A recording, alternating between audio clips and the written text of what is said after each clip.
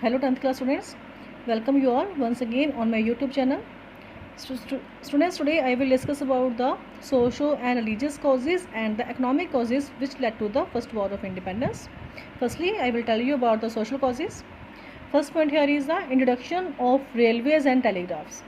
Britishers introduced railways and telegraphs to increase communication and to control over Indian territories. अब देखिए जो basically इनका जो मोटिव था ब्रिटिशर्स का वो यही था कि रेलवेज इंट्रोड्यूस करेंगे, टेलीग्राफ्स, तो इससे कम्युनिकेशन जो है, ट्रांसपोर्टेशन जो है वो इंक्रीज़ होगा और इससे उनको इंडियन टेरिटरीज को कंट्रोल करना भी ईजी होगा. अगर कहीं पर किसी टाइम पर रिवोल्ट होता है तो through the railways and through the telegraphs they can send the message easily and through the railways they could be send their आर्मीज easily. Then here high caste Hindus felt that their social order was threatened. अब जो high caste Hindus थे उनको लगा जो उनका social जो order है, mean जो उनका सोशल जो एक कल्चर है वो कहीं ना कहीं खतरे में है. Because they considered low caste people as untouchables. उनके लिए देखो जो हाई कास्ट हिंदूज थे उस टाइम पर उनके लिए जो लो कास्ट पीपल थे वो क्या थे? अनटचेबल्स. अनटचेबल्स मीन्स जो लो कास्ट पीपल थे उनको अलाउ नहीं था to enter. They entered in the temples. They were not allowed to draw the water from the public well or even means they can't be sit together. इकट्ठे बैठने की उनको मनाही थी लो कास्ट पीपल को with the high caste Hindus. But in the train compartments different caste had to sit together. अब देखो train compartment है तो सभी इकट्ठे बैठेंगे, तो डिफरेंट जो कास्ट है वो सभी इकट्ठे बैठकर अपना ट्रैवलिंग कर रहे हैं. सो जो हाई कास्ट हिंदू जो थे वो इस चीज़ के अंगेज थे. Moreover, trains were considered as monsters. अब काफ़ी जो इलिटरेट लोग थे इंडियन के वो समझते थे ये क्या है, ये मॉन्स्टर है. Trains they regarded them trains as the monsters. There was a rumor that telegraph poles could be used to hang people who were engaged the British rule.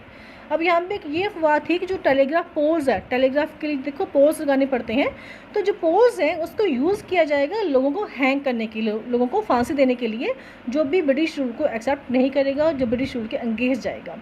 So in this way जो introduction था railways and telegraph, ये भी एक cause था revolt का of 1857.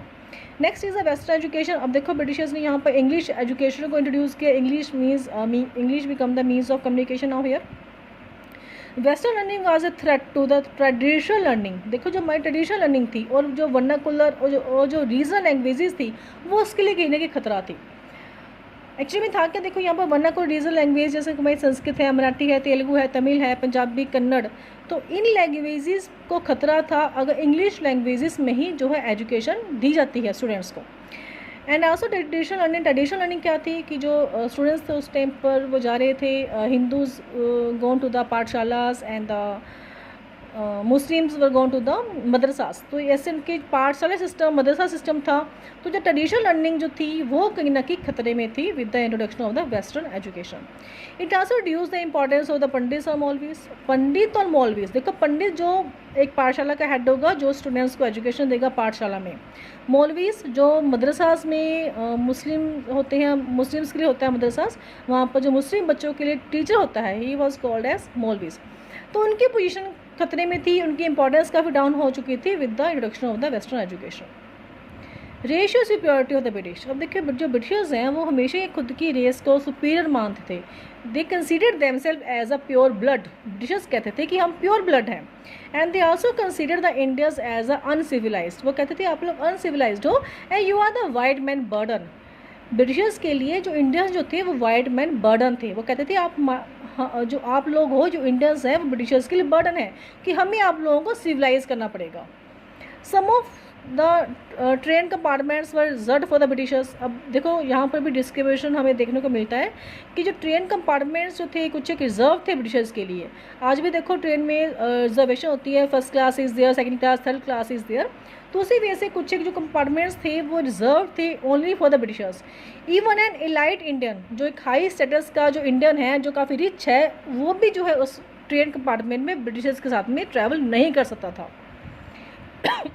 Sorry. Next is Indians were force to go before any English man on the streets. अब यहाँ पर ये कहा गया कि कोई भी अगर इंग्लिश मैन, कोई इंग्लिश ऑफिसर निकलेगा, इवन वो पैदल जा रहा है, जब फोर्स पर है, तो इंडियंस जो हैं उसको एक तरह से सल्यूट करेंगे. इंडियंस को झुकना पड़ेगा, उसे सल्यूट करना पड़ेगा. सो ये इस वजह से रेशियो सुपीरियरिटी जो थी ब्रिटिशर्स में काफ़ी थी, वो अपने आप को सुपीरियर मानते थे और इंडियंस को क्या कहते थे, वो inferior. Next is about the religious causes. First point is here about the conversion to Christianity. अब देखो ब्रिटिशर्स जब यहाँ पर आए तो उन्होंने यहाँ पर क्रिश्चियनिटी को भी इंट्रोड्यूस किया, जो एक धर्म जो था क्रिश्चियनिटी उसको भी इन्होंने इंट्रोड्यूस किया। By the charter act 1813 Christian missionaries were allowed to preach in India. Charter act 1813 एक एक्ट पास किया था ब्रिटिशर्स ने। इस एक्ट के अकॉर्डिंगली जो क्रिश्चियन मिशनरीज कौन होते हैं, जो एक तरह से टीचर्स होते हैं, जो धार्मिक एक गुरु होते हैं, they are called as a missionaries, जिनका वर्क होता है किसी धर्म को, किसी रिलीजन को प्रीच करना, उसको स्प्रेड करना। तो यहाँ पे क्रिश्चियन मिशनरीज को ये अलाउ किया गया that to preach in India. Preach means to spread the teachings of Christianity in the India. Now the Christian missionaries openly discarded the Indians religions. अब इन्होंने ओपनली जो है हमारे जो धर्म थे, चाहे हिंदूज हैं, मुस्लिम्स हैं, सिख रिलीजन है, इसके खिलाफ बोलना स्टार्ट किया कि ये आपकी जो रिचुअल्स है, जो भी आपके ट्रेडिशंस हैं, they are meaningless. Bible was made compulsory in schools and government office. Bible को कंपल्सरी कर दिया गया कि स्कूल में बाइबल को टीच किया जाएगा, बाइबल के बारे में टीचिंग्स दी जाएगी स्टूडेंट्स को, and also it was made compulsory in the government office. Taxes were imposed on the property of temples and mosque. अब देखो जो टेम्पल्स एंड मॉस्क जो कि अभी तक टैक्स फ्री थे, उनकी प्रॉपर्टी के ऊपर भी इन्होंने टैक्सेस इम्पोज कर दिए। Next is the legalisations against religious customs. अब इन्होंने कौन कौन से लॉज पास किए थे हमारे रिलीजियस कस्टम्स के against. First of all in the year 1829 abolition of Sati act was passed. अब देखो ये जो था एक सोशल ईविल था सोसाइटी में, सती सिस्टम। पता है आप लोगों को क्या होता है सती सिस्टम, जिसमें कि अगर किसी लेडी के हस्बैंड की डेथ होने के बाद उसको हस्बैंड की फनरल फायर में ही उसको ये लोग जिंदा जलाने का एक ट्रेडिशन था इंडिया में। एक ट्रेडिशन था कि जिंदा जला दिया जाता था जो वाइफ होती थी जिसके हस्बैंड की डेथ हो चुकी है। तो ये so that lady was called as the sati. तो इस सिस्टम को ब्रिटिशर्स ने ख़त्म कर दिया था, एक एक्ट पास किया विद द एफर्ट ऑफ राजा राम मोहन राय। उसके बारे में भी आप पढ़ोगे नेक्स्ट चैप्टर में, राजा राम मोहन राय जिन्होंने इस चीज़ के रिगार्डिंग वर्क किया था। तो सती सिस्टम को एबॉलिश कर दिया गया in the year 1829। 1832 and 1850 two acts were passed by the British government regarding the Hindu law of property. Hindu law of जो प्रॉपर्टी था जो उसको कन्वर्ट कर दिया गया, उसे अमेंडेड किया गया।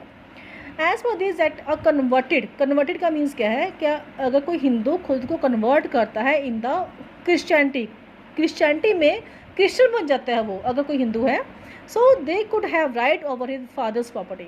तब भी उनको अपने फादर की प्रॉपर्टी के ऊपर राइट रहेगा। अगर कोई देखो हिंदू है जो खुद को कन्वर्ट करके क्रिश्चियनिटी को अडॉप्ट करता है, तब भी उसको अपने फादर की प्रॉपर्टी के ऊपर पूरा राइट रहेगा। उसके बाद एक एक्ट जो था 1850 में ही पास हुआ था, religious disabilities act. Religious disability act के अकॉर्डिंगली क्या था, that it gave the right that convert could inherit the father's property without performing death rituals of his father. देखो आपको पता है हिंदू ट्रेडिशंस में डेथ किसी की जब डेथ होती है तो फादर की सारे के सारे जो फनरल फायर्स होते हैं, जो रिचुअल्स होते हैं, वो सन ही करता है। तो यहाँ पर ये कहा गया अगर बेटा अपने फादर की डेथ के बाद रिचुअल्स परफॉर्म नहीं भी करेगा तब भी उसको है जो है प्रॉपर्टी के ऊपर राइट रहेगा ही, तब भी अपने फादर की एंसेस्टर जो प्रॉपर्टी है उसके ऊपर उससे पूरा राइट होगा। इन 1956 window remarriage act was passed. Window means जो विधवा औरतें हैं उनको रीमैरिज करने का, दोबारा से मैरिज करने का अधिकार दिया ब्रिटिशर्स ने। ये भी एक सोशल इविल था जिसको रिमूव किया था ब्रिटिशर्स ने। So these were the some of the positive steps taken by the Britishers. तो देखो जो 1829 में सती एबॉलिश किया इन्होंने, 1856 में विडोज़ को रीमैरिज करने का राइट दिया। सो ये कुछ एक पॉजिटिव स्टेप थे जिसके कारण हम जो सोशल जो इविल्स थी उसको रिमूव किया ब्रिटिशर्स ने। बट जो ऑर्थोडॉक्स हिंदूज थे, orthodox means who don't want to be change, जो चाहते नहीं चेंज होना चाहते हैं, कि वो कहते हैं कि सदियों से ये प्रथा चलती आ रही है, हम इस चीज़ को ऐसे ही फॉलो करेंगे। सो जो ऑर्थोडॉक्स हिंदूज थे they considered it as unwanted interference in the religious matter. अब उन्होंने कहा ये हमारे रिलीजन में आप अनवांटेड आप इंटरफेयर क्यों कर रहे हो, ये हमारे रिलीजन के इश्यूज़ हैं, तो यहाँ पे किसी को भी राइट नहीं है हमारे रिलीजियस मैटर्स में इन्वॉल्व होने। Students next is about your economic causes. अब देखो इकोनॉमिक कॉजेज़ क्या थे। First of all economic exploitation. British traders purchased raw material from India at cheap rate and sold them in England at high prices. देखो Britishers यहाँ पर आए क्यों थे, ब्रिटिशर्स का आने का मोटिव क्या था इंडिया में। They wanted only two things. First of all they wanted the raw material and secondly they wanted the market to sell their products in the Indian market. दो चीज़ें चाहिए थी उनको, तो इसी कारण से वो इंडिया में आए थे। अब इन्होंने आकर क्या किया यहाँ पर ब्रिटिशर्स ने, ये रॉ मटेरियल जो है यहाँ से जो रॉ मटेरियल जो होता है उसको परचेज़ करते थे ये एज अ चीप रेट से इंडिया से खरीदेंगे, and then they sold it to the England at higher prices. यहाँ से बहुत सस्ता खरीद कर इन्होंने इंग्लैंड में बहुत हाई रेट पर उसको सेल किया। High import duties were imposed on Indian manufactured cloth in England. अब देखो इनकी ये भी था कि कहीं से भी हमें ही पूरा का पूरा प्रॉफिट जो है, अब इनको ये था कि पूरा का पूरा प्रॉफिट जो है वो ब्रिटिश मैन्युफैक्चरर्स को ही मिले। इसलिए जो हमारा जो इंडियन जो क्लॉथ था, जो इंडियन मैन्युफैक्चर क्लॉथ था, it was very much famous. हमारा टेक्सटाइल जो था, कपड़ा जो था वो काफ़ी फेमस था, वर्ल्ड फेमस है इंडिया का। तो हमारे कपड़े की जो डिमांड है उसे कम करने के लिए ब्रिटिशर्स ने क्या किया, यहाँ उसके ऊपर इम्पोर्ट ड्यूटीज़, काफ़ी हाई इम्पोर्ट ड्यूटीज़ लगा दी। तो इसी के कारण जो इंडिया का जो क्लॉथ है वो इंग्लैंड जाते जाते काफ़ी कॉस्टली हो चुका था। उसकी कॉस्टली होने के कारण जो डिमांड थी उसकी काफ़ी डाउन चली गई। Next is destruction of Indian industries and handicrafts. Indian handmade goods को not compete with British machine made cheap goods. अब देखो हैंडमेड गुड होगी वो काफ़ी कॉस्टली होती है, और जो मशीन मेड गुड होगी वो काफ़ी सस्ती होगी। तो हमारी जो गुड्स थी वो हैंडमेड थी, वो इसलिए कम्पीट ही नहीं कर पाई with the British machine made cheap good, क्योंकि वो सस्ती थी। India became only raw material producing country. India only raw material producing country बनकर रह चुका था। Many skilled Indian artisans craftsman became unemployed. जो कारीगर थे हमारे, जो को देखो कोई ना कोई जो स्किल्ड आर्टिशन जो थे वो अनएम्प्लॉयड हो चुके थे। They also lost royal patronage that they received from native rulers because of the annexation of their states. अब देखो जो ये स्किल्ड आर्टिशंस थे कहीं ना कहीं उनको रॉयल पैटर्नेज मिलता था। रॉयल पैटर्नेज मीन्स उनको एनकरेजमेंट मिलता था, मोटिवेशन मिलता था in the form of any gift और any money they receive from their rulers of the India. But अब जो रूलर्स हैं उनके स्टेट्स को जब ब्रिटिशर्स ने अनेक्स कर लिया है तो इनको जो है पैटर्नेज, इनको एनकरेजमेंट कौन प्रोवाइड करेगा। तो इसी वजह से जो स्किल जो आर्टिशन जो थे, क्राफ्ट्समैन थे, they become unemployed and there was no one who could provide them any type of the support. Next is a poor condition of the peasants. अब जो किसान जो थे उनकी कंडीशन काफ़ी पुअर हो चुकी थी। Heavy taxes were imposed on the Indian peasants. इनकी लैंड रेवेन्यू जो था काफ़ी हाई इम्पोज किया ब्रिटिशर्स ने। टू पे the taxes they took the help of the money landers. अब देखो टैक्सेस जो थे काफ़ी हाई थे, इसको पे करने की कंडीशन में थे नहीं जो फार्मर्स थे, इसलिए उन्होंने क्या किया, उन्होंने मनी लैंडर्स जो साहूकार होते हैं, जो एक विलेज एरिया में जो मनी आपको ब्याज पर, इंटरेस्ट पर जो मनी देंगे, उनसे उन्होंने मनी उधार ली। अब इससे मनी उधार लेने के बाद क्या हुआ, they kept them in the डेप्ट फॉर एवर। मनी लोन लेने के बाद होल ऑफ द लाइफ ये उसे डेप्ट में ही फंस कर रह गए ये लोग। After the introduction of the permanent settlement system zamindars began to oppress the peasants. अब देखो permanent settlement system Lord Cornwallis ने 1793 में इसको इंट्रोड्यूस किया था। जमींदार्स को राइट दिया गया था to collect the land revenue from the peasants. इसके बाद में जो जमींदार जो थे उन्होंने ऑप्रेस पीजेंट्स को एक्सप्लॉइट करना स्टार्ट कर दिया। Next is peasants were forced to grow only cash crops. अब इनको कहा गया कि आप ओनली कैश क्रॉप्स को ही ग्रो करोगे।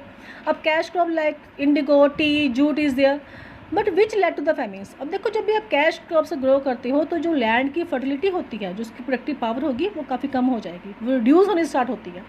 तो इसकी वजह से काफ़ी फेमिन्स आए। It led to the shortage of food. तो यहाँ पे भूखमरी की कंडीशन आ चुकी थी। Millions of people of India died due to the shortage of food. Confiscation of land. Confiscation means seize of land. अब इन्होंने हमारी जो काफ़ी लैंड थी हमारे किसानों के, लैंडलॉर्ड्स की, उसको काफ़ी सीज कर लिया था, अपने अंडर ले लिया था ब्रिटिशर्स ने। After the annexation of Awadh several taluqdars means जो बड़े बड़े लैंडलॉर्ड थे, their land were confiscated. Awadh देखो एक बहुत बड़ा रीज़न था, जो मैंने आपको पहले बताया था जब हमने एनेक्सेशन ऑफ अवध किया था, ये बहुत बड़ा रीज़न था रिवोल्ट का। अब यहाँ पे इसको अनेक्स करने के बाद काफ़ी जो नियरली कहते हैं 21,000 तुलुकादार्स थे जिनकी लैंड को इन्होंने सीज कर लिया था ब्रिटिशर्स ने। And they were no employment, no source of income remain with them these taluqdars. Land owners who were unable to show their title deeds. Title deeds क्या होते हैं, देखो पेपर वर्क, जो आपके पास कोई प्रॉपर्टी है उसके आपके पास कोई कागज़ वगैरह होंगे कोई शो करने के लिए कि आपकी इस प्रॉपर्टी के आप ऑनर हो, आप मालिक हो, तो these are called as a title deeds. अब जिन लैंड ओनर्स के पास ये टाइटल डीड्स नहीं थे, क्योंकि देखो उस टाइम पर टाइम ऐसा था, हम बात करें 1857 की, काफ़ी टाइम पर ओरल डीड होती थी, ओरली आप परचेज सेल कर रहे हो लैंड की। तो जिन लैंड ओनर्स के पास टाइटल डीड्स नहीं थी, उनके पास कोई कागज़ की पेपर वर्क नहीं था शो करने के लिए ब्रिटिशर्स को, उनकी लैंड को भी ब्रिटिशर्स ने क्या कर लिया, कन्फिस्केट कर लिया। So this is all about the social, religious and economic causes. So students, just today's assignment is here. First of all, first question, how were the local artisans affected by the company's policy? Secondly, what steps did the company adopt to reduce the landlords to poverty? Thirdly, what was the fear of the local people regarding English schools being set up? Fourth, state any two laws that interfered with the religious customs of the Indians. Fifth, why was the introduction of the railways and the telegraphs regarded with suspicion? So there are only 5 questions. Do these questions on your notebooks. Have a nice day. Goodbye all of you.